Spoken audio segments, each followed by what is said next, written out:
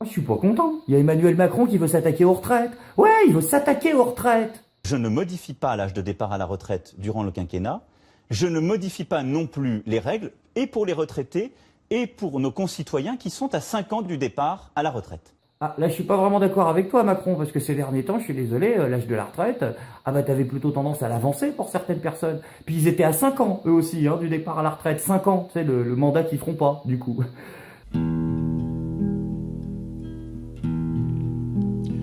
Faut-il nous quitter sans espoir de retour? Faut-il nous quitter sans espoir de nous revoir un jour? Ce n'est qu'un au revoir, mes frères, ce n'est qu'un au revoir. Oui, nous nous reverrons, mes frères, ce n'est qu'un au revoir. Alors du coup, l'âge de départ à la retraite ne bouge pas, mais par contre, les retraités auront moins de pognon. Enfin, les retraités aisés, oui, avec des guillemets. Quand même le Figaro met des guillemets à aisés, ah, c'est que ça pue la merde. Mais rassurez-vous, heureusement, notre premier sinistre, Édouard Philippe, hein, oui, j'ai du mal à tenter de nous rassurer. Alors, je suis moi-même rassuré, mais pour une autre raison. Je vous explique. Quand il y a eu un changement de gouvernement, je me suis dit, on va quand même perdre quelques cas d'école. Hein, par exemple, niveau blague de merde, Bernard Cazeneuve, on l'a perdu. Mais, dernier épisode, on s'est aperçu qu'avec Castaner, il y avait une possibilité d'espoir. Pour la langue de bois, on avait perdu Cambadélis. Oui, le milieu humoristique est en deuil. Rassurez-vous les copains, ça va mieux. Vous allez voir Édouard Philippe, donc notre Premier ministre, Philippe, nous faire un cas d'école absolu et parfait de la langue de bois. On l'interroge sur les retraites. C'est parti. C'est votre projet d'augmenter la CSG, compensée par la suppression des cotisations chômage et maladie, mais pas pour les retraités. Et 60% des retraités seront concernés par l'impact de la hausse de la CSG sans aucune compensation. Qu'est-ce que vous pouvez leur apporter comme réponse? Donc là, on est d'accord, le journaliste a posé une question simple. D'accord? Un peu longue, mais simple. Maintenant, on observe la réponse. Il s'inquiète, on l'a entendu ce matin sur Europe 1. Il y a beaucoup de choses dans ce que vous dites. Il y a d'abord le fait que nous voulons baisser massivement les cotisations salariales. Ça, on l'a... Voilà, donc déjà le mec t'interroge sur les retraités, tu lui réponds sur les salariés. C'est pas grave. beaucoup expliqué sur Europe 1. Là, je parle de la Vous faites CSG. bien, non, mais attendez, vous faites bien de l'expliquer parce que notre objectif, c'est de redonner du pouvoir d'achat pour tous les actifs. Les salariés, bien entendu, mais aussi les fonctionnaires grâce à des mesures compensatoires qui seront travaillées par le ministre de l'Action et des Comptes Publics. Donc voilà, non seulement le mec ne parle pas de la bonne catégorie, mais là, il va parler de tous les actifs. Donc on l'interroge sur les retraités, il te répond sur le salarié, mais également sur les autres actifs. On continue.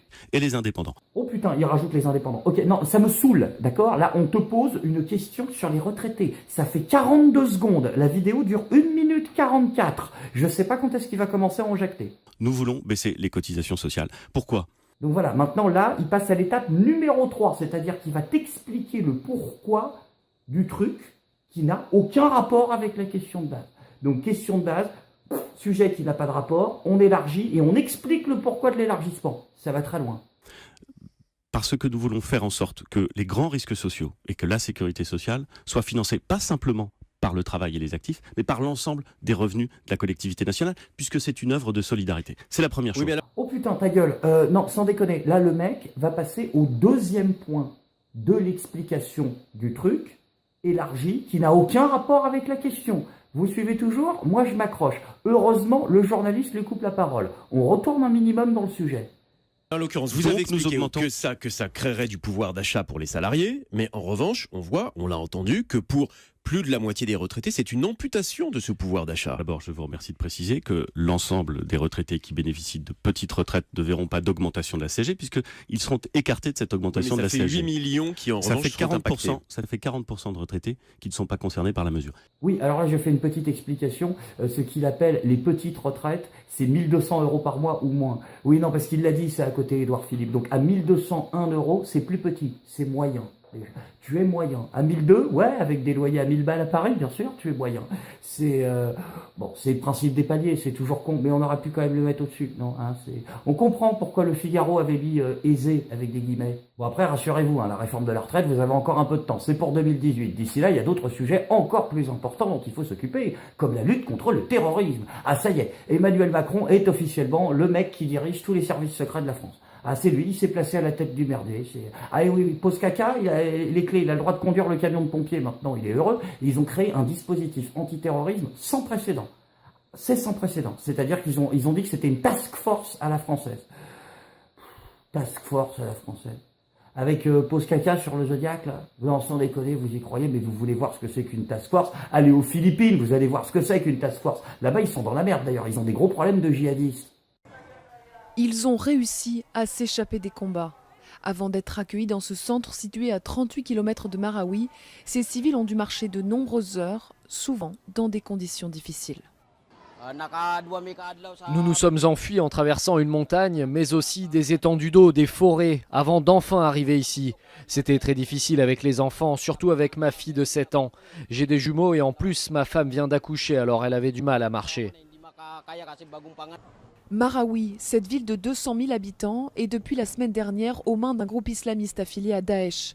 Les rebelles contrôlent 10% de la ville et retiennent des civils en otage, comme ce prêtre catholique par exemple. Sur place, les habitants témoignent. Nous ne voulons pas de Daesh ici. Ils amènent le chaos à notre peuple ici à Marawi. Vous allez vous battre ? Oui. De son côté, le président philippin a déclaré la loi martiale dans toute la région. Alors du coup, ça avance comment là-bas? Ils ont libéré Non, toujours pas? Merde. Putain, pourtant, c'est une armée professionnelle, c'est des connards à mitraillette en face, il y a moyen de les dessouler, non? Ils ont une armée, les Philippins, non? Hein? T'as des photos? Qu'est-ce que c'est que ce truc? Qu'est-ce que c'est que cette merde? Non mais, il y a marqué Mad Max, là, sur le tank, là. C'est normal, ça? C'est pas en jaune fluo au niveau des gens qui font quoi, les mecs? Arrête tes conneries, c'est des palettes en bois, ça. Là, le truc qu'on voit, ça, là, ça, c'est des palettes en bois, ça, c'est des putains de palettes en bois. Alors, le mec derrière, c'est encore pire. Il y a une tête de buffle. Qu'est-ce que vous foutez? Vous avez peint le char en rouge. Pourquoi? Je veux dire, tout ce qui est rouge va plus vite, c'est des orques. C'est des orques à Warhammer 40 000. Je veux dire, personne ne met une tête de buffle sur un tank. Je veux dire, ah ouais, c'est mal engagé. Donc, du coup, alors, comment ils ont fait? Ils ont appelé les Américains. Ben, tu m'étonnes. On a toujours besoin des Américains, de toute façon. On a toujours besoin des Américains. Ça dépend. Ça dépend des livres d'histoire, ça dépend de qui les édite, quand, comment, pourquoi. Hein, parce que, ça a un petit peu évolué hein, depuis 45. Alors que, par contre, c'est bizarre, mais tu vas en Angleterre, par exemple, hein, c'est pas pour dire que c'est mieux ailleurs, mais tu leur demandes la même question, hein, qui a été le plus utile face aux nazis pendant la Seconde Guerre mondiale, ils te disent les Anglais, par exemple. Bon, c'est culturel. Hein, Après, je veux pas cracher à la gueule des morts américains, je veux juste rétablir un tout petit peu de vérité historique. Voilà, c'est tout. D'accord, donc en fait, ce qui est en train de se jouer là, c'est Allahu Akbar contre la WAG. C'est bien ça. Donc du coup, rassurez-vous, hein, les Américains arrivent avec leur radar. Hein, du coup, ils surveillent le bon pays quand même. Hein, parce qu'ils peuvent se planter. L'autre con, là, la géographie, c'est pas son truc quand même. Hein. So Belgium is a beautiful city. La vache. Ils ont leur François Hollande. Ils ont un François Hollande. C'est marrant parce que nous, on est passé du gros mou au président jeune et dynamique. Eux, ils ont fait l'inverse. C'est con quand même. Ah d'ailleurs, en parlant de François Hollande, il faut arrêter, monsieur. Non, parce qu'il revient en ce moment. J'ai annoncé que j'écrirais un livre, non pas de récit du quinquennat, mais des leçons que je peux tirer de cette responsabilité que j'ai occupée au nom des Françaises et des Français. Donc ça sera déjà suffisamment dense. Je pense qu'il faut toujours avoir une activité qui est d'être utile à la France. Et un ancien président, je ne veux pas ici donner des conclusions générales, parce que chaque situation est différente et chaque caractère est également particulier. Mais moi, je considère qu'un ancien président doit être encore au service de son pays. Non, mais merci, ça va aller. Sois au service de toi-même, déjà, pour commencer. Vends ton torche-cul et nous casse pas les couilles. Hein, fais ton autocritique. Nous, on s'en bat le jongle. Enfin, ton autocritique, il fait une autocritique ou pas, Hollande, en ce moment? Ouais. Il revient sur son quinquennat beaucoup? Ah, d'accord. Donc, mais il a compris un peu ses erreurs, tout ça. T'as un extrait? Je laisse un pays, la France, dans un état bien meilleur que celui que j'ai trouvé. Est-ce qu'il faut commenter ça ou pas? Je ne veux pas parler de chiffres. Aujourd'hui, ce n'est pas forcément le jour. Ah mais ça a jamais été le jour, si tu veux. Vous avez rien chiffré depuis le départ, donc en fait c'est... Ou alors c'est pas maintenant que tu vas t'y mettre, t'as raison là-dessus. C'est le jour des émotions partagées, des sentiments mêlés. Oui, t'as raison, c'est vrai que les sentiments sont mêlés. Je sais toujours pas si c'est de la haine ou de la rage. Et de la fierté. Ah oui, on est très fiers d'avoir tenu. Très très fiers d'avoir tenu sans être monté à la maison mère pour te foutre une mandale sur le museau. Mais je veux vous dire que chaque fois que la gauche vient aux responsabilités du pays, c'est ainsi. Comme s'il y avait une fatalité qui pesait sur elle. C'est toujours à elle de redresser les comptes, d'améliorer la compétitivité des entreprises. Oh putain, non, sans déconner, François, le principe de réalité, ça te dit quelque chose ou pas? Le réel, allô, le factuel, vous avez enculé les Français pendant 5 ans. Ah non, mais vraiment, c'est devenu votre spécialité. À tel point que là, t'as tous les naufragés de ton parti à la con, là, comme Jean-Paul Dupré, ouais, le socialiste. Bah, le député, là, il est obligé de faire des vidéos sur YouPorn maintenant, où il se fout des trucs dans le cul, il teste des sextoys. Non, je mettrai pas le lien dans la description et je passerai encore moins d'extraits, hein, on est d'accord. Par contre, là, regardez, hop, je vous mets en insert une petite description du film, pour les plus curieux, qui a été faite par un mec de jeuxvideo.com. Pour les autres, bah, vous avez Google, hein, puis moi, je vous retrouve la semaine prochaine, hein, pour un nouvel épisode. Je suis pas content.